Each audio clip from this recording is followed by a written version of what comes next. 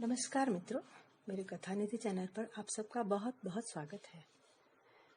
आज मैं आपके सामने इस सदी के महान कथाकार प्रेमचंद की एक और कहानी सुनाने जाने वाली हूँ, जिसका शीर्षक है बूढ़ी काकी। प्रेमचंद की कहानी अपने समय और समाज के मर्मस्पर्शी कथा चित्र है। बूढ़ी काकी भी इसी तरह की एक कहानी है। बूढ़ी काकी वृद्धावस्था में पूर्णतः उपेक्षित कर दिए जाने की मर्मस्पर्शी कहानी है। इसमें बूढ़ी काकी अपने ही घर में भूख से तड़पती है और अंत में जूठी पत्तलों से जा चिपटती है। यह भयावह स्थिति संपूर्ण मानवता पर गहरा प्रहार करती है। तो आइए सुनते हैं कहानी बूढ़ी काकी। बुढ़ापा बहुधा बचपन का पुनरागमन हुआ करता है।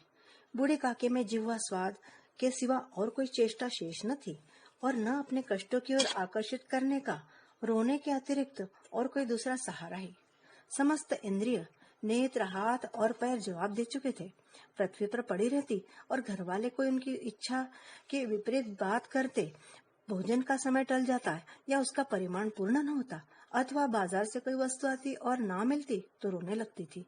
उनका रोना शीर्षक ना साधारण रोना ना था, वे गला फाड़ फाड़ कर रोती थी। उनके पतिदेव को स्वर्ग सिधारे कालांतर हो चुका था। बेटे तरुण हो होकर चल बसे थे। अब एक भतीजे के सिवाय और कोई ना था। इसी भतीजे के नाम उन्होंने अपनी सारी संपत्ति लिख दी थी। भतीजे ने सारी संपत्ति लिखाते समय खूब लंबे चौड़े वादे किए, किंतु वे सब वादे केवल कुली डीपो के दलालों के दिखाए हुए सब्जबाग थे। यद्यपि उस संपत्ति की वार्षिक आय 150-200 रुपए से कम न थी, तथापि बूढ़ी काकी को पेट भर भोजन भी कठिनाई से मिलता था। इसमें उनके भतीजे पंडित बुद्धिराम का अपराध था या उनकी अर्धांगिनी श्रीमती रूपा का, इसका निर्णय करना सहज नहीं।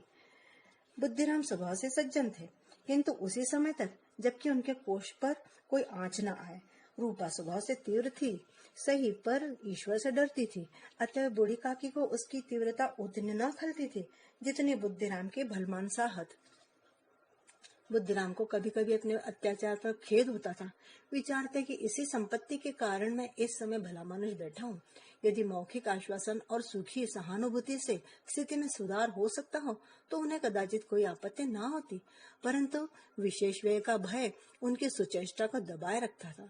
यहाँ तक कि यदि द्वार पर कोई भला आदमी बैठा होता और बूढ़ी काकी उस समय अपना राग अलापने लगती तो वह आग हो जाते और घर में आकर उन्हें जोर से डांटते। लड़कों को बुड्ढों से स्वाभाविक विद्वेष होता ही है, और फिर जब माता पिता का यह रंग देखते तो वे बूढ़ी काकी को और सताया करते। कोई चुटकी काट कर भागता, कोई उन पर पानी की कुल्ली कर देता। काकी चीख मार कर रोती, परंतु यह बात प्रसिद्ध थी कि वह केवल खाने के लिए रोती है, अतः उनके संताप और आर्तनाद पर कोई ध्यान नहीं देता था। हाँ, काकी क्रोधातुर होकर बच्चों को गालियां देने लगती तो रूपा घटनास्थल पर आ पहुंचती। इस भय से काकी अपने जिह्वा कृपाण का कदाचित ही प्रयोग करती थी। यद्यपि उपद्रव शांति का यह उपाय रोने से कहीं अधिक उपयुक्त था। संपूर्ण परिवार में यदि काकी से किसी को अनुराग था तो वह बुद्धिराम की छोटी लड़की लाडली थी। लाडली अपने दोनों भाइयों के भय से अपने हिस्से की मिठाई चबैना बूढ़ी काकी के पास बैठकर खाया करती थी।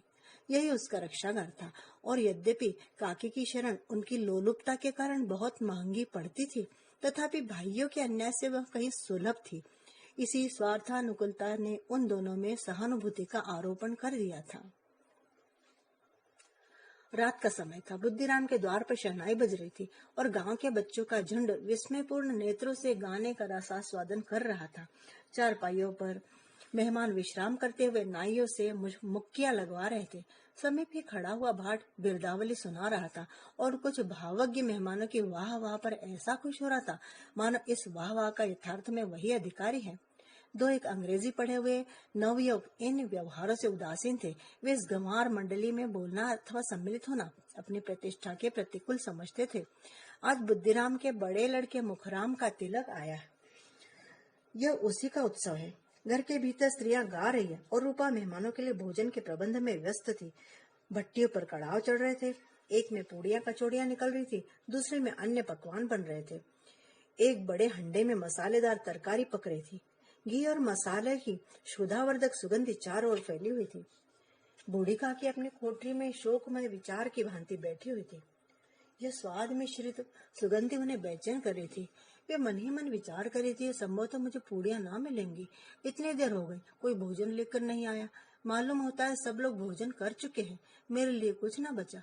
यह सोचकर उन्हें रोना आ गया, परंतु अपशकुन के भय से वह रो ना सकी। आहा, कैसी सुगंधी है। अब मुझे कौन पूछता है। जब रोटियों ही के लाले पड़े तब ऐसे भागे कहाँ कि भरपेट पूड़ियां मिले। यह विचार कर उन्हें और रोना आया। कलेजे में हुक से उठने लगी, परंतु रूपा के भय से उन्होंने फिर मौन धारण कर लिया। बूढ़ी काकी देर तक इन्हीं दुखदायक विचारों में डूबी रही। घी और मसालों की सुगंधी रह रहकर मन को आपे से बाहर किए देती थी। मुंह में पानी भर भर कर आता था। पूड़ियों का स्वाद स्मरण करके हृदय में गुदगुदी होने लगती थी। किसे पुकारूं? आज लाडली भी नहीं आई। दोनों छोकरे तो सदा दिख किया करते हैं, आज उनका भी कहीं पता नहीं। कुछ मालूम तो होता कि क्या बन रहा है। बूढ़ी काकी की कल्पना में पूड़ियों की तस्वीर नाचने लगी। खूब लाल लाल, फूली फूली, नरम नरम होंगी। रूपा ने भली भांति भोजन दिया होगा। कचौड़ियों में अजवाइन और इलायची की महक भी आ रही होगी। एक पूड़ी मिलती तो जरा हाथ में लेकर देखती। क्यों न चलकर कड़ाह के सामने ही बैठूं। पूड़ियां छन छन कर तैयार होंगी, कड़ाह से गरम गरम निकलकर थाल में रखी जाती होंगी। फूल हम घर में भी सूंघ सकते, परंतु वाटिका में कुछ और बात होती है। इस प्रकार निर्णय करके बूढ़ी काकी उकड़ू बैठकर हाथों के बल सरकती हुई बड़ी कठिनाई से चौखट से उतरी और धीरे धीरे रेंगती हुई कड़ाह के पास आ बैठी। यहाँ आने पर उन्हें उतना ही धैर्य हुआ जितना भूखे कुत्ते को खाने वाले के सम्मुख बैठने में होता है। रूपा उस समय कार्यभार से उद्विग्न हो रही थी। कभी इस कोठे में जाती, कभी उस कोठे में, कभी कड़ाह के पास आती, कभी भंडार में जाती। किसी ने बाहर से आकर कहा, महाराज ठंडाई मांग रहे हैं। ठंडाई देने लगी। इतने में फिर किसी ने आकर कहा, भाट आया है, उसे कुछ दे दो। भाट के लिए सीधा निकाल रही थी कि एक तीसरे आदमी ने आकर पूछा, अभी भोजन तैयार होने में कितना विलम्ब है? जरा ढोल मजीरा उतार दो। बेचारी अकेली स्त्री दौड़ते दौड़ते व्याकुल हो रही थी, झुंझलाती थी, कुड़ती थी, परंतु क्रोध प्रकट करने का अवसर ना पाती थी। भय होता कहीं इस पड़ोसी ने यह न कहने लगे कि इतने में ही उबल पड़ी। प्यास से स्वयं का कंठ सूख रहा था, गर्मी के मारे फूंकी जाती थी, परंतु इतना अवकाश भी नहीं था कि जरा पानी पी ले अथवा पंखा लेकर झले। यह भी खटका था कि जरा आंख हटी और चीजों की लूट मची। इस अवस्था में उसने बूढ़ी काकी को कड़ाह के पास बैठी देखा तो जल गई। क्रोध न रुक सका। इसका भी ध्यान न रहा कि पड़ोसिनें बैठी हुई हैं, मन में क्या कहेंगे, पुरुषों में लोग सुनेंगे तो क्या कहेंगे। जिस प्रकार मेंढक कछुए पर झपटता है, उसी प्रकार वो बूढ़ी काकी पर झपटी और उन्हें दोनों हाथों से झपट कर बोली, ऐसे पेट में आग लगे? पेट है या भाड़? कोठरी में बैठते हुए क्या दम घुटता था? अभी मेहमानों ने नहीं खाया, भगवान को भोग नहीं लगा, तब तक धैर्य न हो सका। आकर छाती पर सवार हो गई। जल जाए ऐसी जीभ, दिन भर खाती न होती तो न जाने किसकी हांडी में मुंह डालती। गांव देखेगा तो कहेगा कि बुढ़िया भरपेट खाने को नहीं पाती, तभी तो इस तरह मुंह बाय फिरती है। डायन न मारे न मांचा छोड़े, नाम बेचने पर लगी है। नाक कटवा कर दम लेंगी, इतना ठूसती है न जाने कहाँ भस्म हो जाता है। भला चाहती हो तो जाकर कोठरी में बैठो, जब घर के लोग खाने लगेंगे तब तुम्हें भी मिलेगा। तुम कोई देवी नहीं हो कि चाहे किसी के मुंह में पानी न जाए, परंतु तुम्हारी पूजा पहले ही हो जाए। बूढ़ी काकी ने सिर उठाया, ना रोई ना बोली, चुपचाप रेंगती हुई अपनी कोठरी में चली गई। आवाज ऐसी कठोर थी कि हृदय और मस्तिष्क की संपूर्ण शक्तियां, संपूर्ण विचार और संपूर्ण भार उसी ओर आकर्षित हो गए थे। भोजन तैयार हो गया है। आंगन में पत्तलें पड़ गई। मेहमान खाने लगे। स्त्रियों ने जेवनार गीत गाना प्रारंभ कर दिया। मेहमानों के नाई और सेवकगण भी उसी मंडली के साथ किंतु कुछ हटकर भोजन करने बैठे थे, परंतु सभ्यतानुसार जब तक सबके सब खा न चुके कोई उठ ना सकता था। दो एक मेहमान जो कुछ पढ़े लिखे थे, सेवकों के दीर्घाहार पर झुंझला रहे थे, वे इस बंधन को व्यर्थ और बेसिर पैर की बात समझते थे। बूढ़ी काकी अपनी कोठरी में जाकर पश्चाताप कर रही थी कि मैं कहां से कहां पहुंच गई। देखो, उन्हें रूपा पर क्रोध नहीं था, अपनी जल्दबाजी पर दुख था। सच ही तो है, जब तक मेहमान लोग भोजन ना कर चुकेंगे घर वाले कैसे खाएंगे। मुझसे इतनी देर भी न रहा गया, सबके सामने पानी उतर गया। अब जब तक कोई बुलाने ना आएगा ना जाऊंगी। मन ही मन इसी प्रकार का विचार कर वह बुलावे की प्रतीक्षा करने लगी, परंतु घी की रुचिकर सुवास बड़ी धैर्य परीक्षक प्रतीत हो रही थी। उन्हें एक एक पल एक एक युग के समान मालूम होता था। अब पत्तल बिछ गई होंगी, अब मेहमान आ गए होंगे, लोग हाथ पैर धो रहे होंगे, नाई पानी दे रहा होगा। मालूम होता है लोग खाने बैठ गए, जेवनार गाया जा रहा है। यह विचार कर वह मन को बहलाने के लिए लेट गई। धीरे धीरे एक गीत गुनगुनाने लगी। उन्हें मालूम हुआ कि मुझे गाते देर हुई, क्या इतनी देर तक लोग भोजन ही कर रहे होंगे? किसी की आवाज नहीं सुनाई देती। अवश्य लोग खा पी कर चले गए, मुझे कोई बुलाने नहीं आया। रूपा चिढ़ गई है, क्या जाने वह न बुलाए। सोचती हो कि आप ही आवेंगे, वह कोई मेहमान तो नहीं है जो उन्हें बुलाऊं। बूढ़ी काकी चलने के लिए तैयार है। यह विश्वास कि 1 मिनट में पूड़ियां और मसालेदार तरकारियां सामने आएंगी उनके स्वादेंद्रियों को गुदगुदाने लगा। उन्होंने मन में तरह तरह के मंसूबे बांधे। पहले तरकारी से पूड़ी खाऊंगी, फिर दही और शक्कर से। कचौड़ी रायते के साथ मजेदार मालूम होंगी। चाहे कोई बुरा माने चाहे भला, मैं तो मांग मांग कर खा लूंगी। यही न लोग कहेंगे कि इन्हें विचार नहीं। कहा करे, इतने दिनों के बाद पूड़ियां मिल रही हैं तो मुंह जुटा करके थोड़े ही उड़ जाऊंगी। वह उकड़ू बैठकर हाथों केवल सरकते हुए आंगन में आई, परंतु हाय रे दुर्भाग्य, अभिलाषा ने अपने पुराने स्वभाव के अनुसार समय की मिथ्या कल्पना की थी। मेहमान मंडली भी बैठी हुई थी। कोई खाकर उंगलियां चाटता था, कोई तिरछे नेत्रों से देखता था कि और लोग अभी खा रहे हैं या नहीं। कोई इस चिंता में था कि पत्तल पर पूड़ियां छूटी जाती है, किसी तरह इन्हें भीतर रख लेता। कोई दही खाकर जीभ चटकारता था, परंतु दूसरा दोना मांगते संकोच करता था कि इतने में बूढ़ी काकी रेंगती हुई उनके बीच में आ पहुंची। कई आदमी चौंक कर उठ खड़े हुए, पुकारने लगे, अरे यह बुढ़िया कौन है? यह कहाँ से आ गई? देखो किसी को छू ना दे। पंडित बुद्धिराम काकी को देखते ही क्रोध से तिलमिला गए। पूड़ियों का थाल लिए खड़े थे। थाल को जमीन पर पटक दिया और जिस प्रकार निर्दयी महाजन अपने किसी बेईमान और भगोड़े कर्जदार को देखते ही झपट कर उसका टेटुआ पकड़ लेता है, उसी तरह लपक कर उन्होंने काकी के दोनों हाथ पकड़े और घसीटते हुए लाकर उन्हें अंधेरी कोठरी में धम से पटक दिया। आशा रूपी वाटिका लू के एक झोंके में नष्ट विनष्ट हो गई। मेहमानों ने भोजन किया, घर वालों ने भोजन किया, बाजे वाले धोबी चमार भी भोजन कर चुके, परंतु बूढ़ी काकी को किसी ने ना पूछा। बुद्धिराम और रूपा दोनों ही बूढ़ी काकी को उनकी निर्लज्जता के लिए दंड देने का निश्चय कर चुके थे। उनके बुढ़ापे पर, दीनता पर, हत ज्ञान पर किसी को करुणा न आई थी। अकेली लाडली ही उनके लिए कुढ़ रही थी। लाडली को काकी से अत्यंत प्रेम था। बेचारी भोली लड़की, बाल विनोद और चंचलता की उसमें गंध तक न थी। दोनों बार जब उसके माता पिता ने काकी को निर्दयता से घसीटा तो लाडली का हृदय ऐंठ कर रह गया। वह झुंझला रही थी कि यह लोग काकी को क्यों बहुत सी पुड़ियां नहीं दे देते। क्या मेहमान सबकी सब खा जाएंगे? और यदि काकी ने मेहमानों के पहले खा लिया तो क्या बिगड़ जाएगा? वह काकी के पास जाकर उन्हें धैर्य देना चाहती थी, परंतु माता के भय से न जाती थी। उसने अपने हिस्से की पूड़ियां बिल्कुल न खाई थी, अपनी गुड़ियों की पिटारी में बंद करके रख दी थी। वह उन पूड़ियों को काकी के पास ले जाना चाहती थी। उसका हृदय अधीर हो रहा था। बूढ़ी की काकी मेरी बात सुनते ही उठ बैठेंगी, पूड़ियां देखकर कैसी प्रसन्न होंगी, मुझे खूब प्यार करेंगी। रात के 11 बज गए थे। रूपा आंगन में पड़ी सो रही थी। लाडली की आंखों में नींद न थी। काकी को पूड़ियां खिलाने की खुशी उसे सोने ना देती थी। उसने गुड़ियों की पिटारी सामने ही रखी थी। जब विश्वास हो गया कि अम्मा सो रही है तो वह चुपके से उठी और विचारने लगी, कैसे चलूं? चारों ओर अंधेरा था, केवल चूल्हों में आग चमक रही थी और चूल्हों के पास एक कुत्ता लेटा हुआ था। लाडली की दृष्टि द्वार के सामने वाले नीम की ओर गई।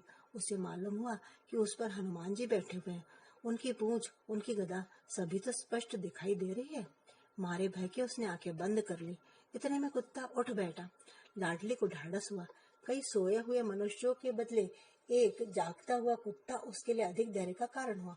उसने पिटारी उठाई और बूढ़ी काकी की कोठरी की ओर चली। बूढ़ी काकी को केवल इतना स्मरण था कि किसी ने मेरे हाथ पकड़कर घसीटे। फिर ऐसा मालूम हुआ कि जैसे कोई पहाड़ पर उड़ाए लिए जाता है। उनके पैर बार बार पत्थरों से टकराए, तब किसी ने उन्हें पहाड़ पर से पटका। वे मूर्छित हो गई। जब वे सचेत हुई तो किसी की जरा भी आहट न मिलती थी। समझी कि सब लोग खा पी कर सो गए और उनके साथ मेरी तकदीर भी सो गई। रात कैसे कटेगी? हाय राम, क्या खाऊं? पेट में अग्नि धधक रही है। हाँ, किसी ने मेरी सुधि ना ली। क्या मेरा पेट काटने से धन जुड़ जाएगा? इन लोगों को इतनी बेदया नहीं आती कि न जाने बुढ़िया कब मर जाए, उसका जी क्यों दुखाए। मैं पेट की रोटियां ही तो खाती हूँ या कुछ और। इस पर यह हाल, मैं अंधी अपाहिज ठहरी, न कुछ सुनूं न बूझूं। यदि आंगन में चली गई तो क्या बुद्धिराम से इतना कहते ना बनता था कि काकी अभी लोग खा रहे हैं, फिर आना। मुझे घसीटा, पटका। उन्हीं पूड़ियों के लिए रूपा ने सबके सामने गालियां दी। उन्हीं पूड़ियों के लिए इतनी दुर्गति करने पर भी उनका पत्थर का कलेजा ना पसीजा। सबको खिलाया, मेरी बात तक ना पूछी। जब तब ही ना दे तो अब क्या देंगे। यह विचार कर काकी निराशा में संतोष के साथ लेट गई। ग्लानि से गला भर भर आता था, परंतु मेहमानों के भय से रोती ना थी। सहसा उनके कानों में आवाज आई, काकी उठो, मैं पूड़िया लाई हूँ। काकी ने लाडली की बोली पहचानी, चटपट उठ बैठी। दोनों हाथों से लाडली को टटोला और उसे गोद में बैठा लिया। लाडली ने पूड़िया निकाल कर दे दी। काकी ने पूछा, क्या तुम्हारी अम्मा ने दी है? लाडली बोली, नहीं, ये तो मेरे हिस्से की है। काकी पूड़ियों पर टूट पड़ी। 5 मिनट में पिटारी खाली हो गई। लाडली ने पूछा, काकी पेट भर गया? जैसे थोड़ी सी वर्षा ठंडक के स्थान पर और भी गर्मी पैदा कर देती है, उसी भांति इन थोड़ी पूड़ियों ने काकी की क्षुधा और इच्छा को और उत्तेजित कर दिया था। बोली, नहीं बेटी, जाकर अम्मा से और मांग लाओ। लाडली ने कहा, अम्मा सोती है, जगाऊंगी तो मारेंगी। काकी ने पिटारी को फिर टटोला। उसमें कुछ खुरचन गिरी थी, उन्हें निकाल कर वे खा गई। बार बार होठ चाटती थी और चटखारे भरती थी। हृदय महसूस रहा था कि और पूड़ियां कैसे पाऊं। संतोष सेतु जब टूटता है तब इच्छा का बहाव अपरिमित हो जाता है। काकी का अधीर मन इच्छा के प्रबल प्रवाह में बह गया। उचित और अनुचित का विचार जाता रहा। वे कुछ देर तक उस इच्छा को रोकती रही। सहसा लाडली से बोली, बेटी, मेरा हाथ पकड़कर वहां ले चलो जहाँ मेहमानों ने बैठकर भोजन किया है। लाडली उनका अभिप्राय समझ न सकी। उसने काकी का हाथ पकड़ा और जूठे पत्तलों के पास बैठा दिया। दीन, क्षुधातुर, हत ज्ञान बुढ़िया पत्तलों से पूड़ियों के टुकड़े चुन चुन कर भक्षण करने लगी। ओह, दही कितना स्वादिष्ट था, कचौड़ियाँ कितनी सलोनी, खस्ता कितनी सुकोमल। काकी बुद्धिहीन होते हुए भी इतना जानती थी कि मैं वह काम कर रही हूँ जो मुझे कदापि न करना चाहिए। मैं दूसरों की जूठी पत्तल चाट रही हूँ। परंतु बुढ़ापा तृष्णा रोग का अंतिम समय है, जब संपूर्ण इच्छाएं एक ही केंद्र पर आ लगती है। बूढ़ी काकी में यह केंद्र उनकी स्वादेंद्रिय थी। ठीक उसी समय रूपा की आंखें खुली। उसे मालूम हुआ कि लाडली मेरे पास नहीं है। वह चौंकी, चारपाई के इधर उधर ताकने लगी कि कहीं नीचे तो नहीं गिर पड़ी। उसे वहां ना पाकर वह उठी तो क्या देखती है कि लाडली जूठे पत्तलों के पास चुपचाप खड़ी है और बूढ़ी काकी पत्तलों पर से पूड़ियों के टुकड़े उठा उठाकर खा रही है। रूपा का हृदय सन्न हो गया। किसी गाय के गर्दन पर छुरी चलते देखकर जो अवस्था उसकी होती, वही उस समय हुई। एक ब्राह्मणी दूसरों की जूठी पत्तल टटोले, इससे अधिक शोकमय दृश्य असंभव था। पूड़ियों के कुछ ग्रासों के लिए उसकी चचेरी सास ऐसा पतित और निकृष्ट कर्म कर रही है, यह वह दृश्य था जिसे देखकर देखने वालों के हृदय कांप उठते। ऐसा प्रतीत होता मानो जमीन रुक गई, आसमान चक्कर खा रहा है। रूपा को क्रोध न आया। शोक के सम्मुख क्रोध कहाँ, करुणा और भय से उसकी आंखें भर आई। इस अधर्म के पाप का भागी कौन है? उसने सच्चे हृदय से गगन मंडल की ओर हाथ उठाकर कहा, परमात्मा, मेरे बच्चों पर दया करो। इस अधर्म का दंड मुझे मत दो, नहीं तो मेरा सत्यानाश हो जाएगा। रूपा को अपनी स्वार्थपरता और अन्याय इस प्रकार प्रत्यक्ष रूप में कभी न देख पड़े। वह सोचने लगी, हाय, कितनी निर्दय हूँ मैं, जिसकी संपत्ति से मुझे 200 रुपए वार्षिक आय हो रही है, उसकी यह दुर्गति और मेरे कारण। हे दयामय भगवान, मुझसे बड़ी भारी चूक हुई है, मुझे क्षमा करो, मुझे क्षमा करो भगवान। आज मेरे बेटे का तिलक था, सैकड़ों मनुष्यों ने भोजन पाया, मैं उनके इशारों की दासी बनी रही, अपने नाम के लिए सैकड़ों रुपए व्यय कर दिए, परंतु जिसके बदौलत हजारों खाए, उसे इस उत्सव में भी भरपेट भोजन न दे सकी। हे भगवान, केवल इसी कारण से ना कि वह वृद्धा असहाय है। भगवान, मुझे क्षमा करो। रूपा ने दिया जलाया, अपने भंडार का द्वार खोला और एक थाली में संपूर्ण सामग्रियां सजाकर लिए हुए बूढ़ी काकी की ओर चली। आधी रात जा चुकी थी। आकाश पर तारों के थाल सजे हुए थे और उन पर बैठे हुए देवगण स्वर्गीय पदार्थ खा रहे थे, परंतु उनमें से किसी को वह परमानंद प्राप्त ना हो सकता था जो बूढ़ी काकी को अपने सम्मुख थाल देखकर प्राप्त हुआ। रूपाओं ने कंठावरुद्ध स्वर में कहा, काकी उठो, भोजन कर लो। मुझसे आज बड़ी भूल हुई, उसका बुरा ना मानना। परमात्मा से प्रार्थना कर दो कि वह मेरा अपराध क्षमा कर दे। भोले भाले बच्चों की भांति जो मिठाइयाँ पाकर मार और तिरस्कार सब भूल जाते हैं, बूढ़ी काकी वैसे ही सब भुलाकर बैठी हुई खाना खा रही थी। उनके एक एक रोए से सच्ची सदिच्छाएं निकल रही थी और रूपा बैठी इस स्वर्गीय दृश्य का आनंद लेने में निमग्न थी। मित्रों, यहाँ हमारी कहानी समाप्त होती है। आपको कहानी कैसी लगी कृपया कमेंट करके जरूर बताएं। अगर आपने मेरे चैनल को अब तक सब्सक्राइब ना किया हो तो जरूर करें और एक लाइक अगर आपको कहानी पसंद आई तो जरूर बनता है। कहानी सुनने के लिए बहुत बहुत धन्यवाद।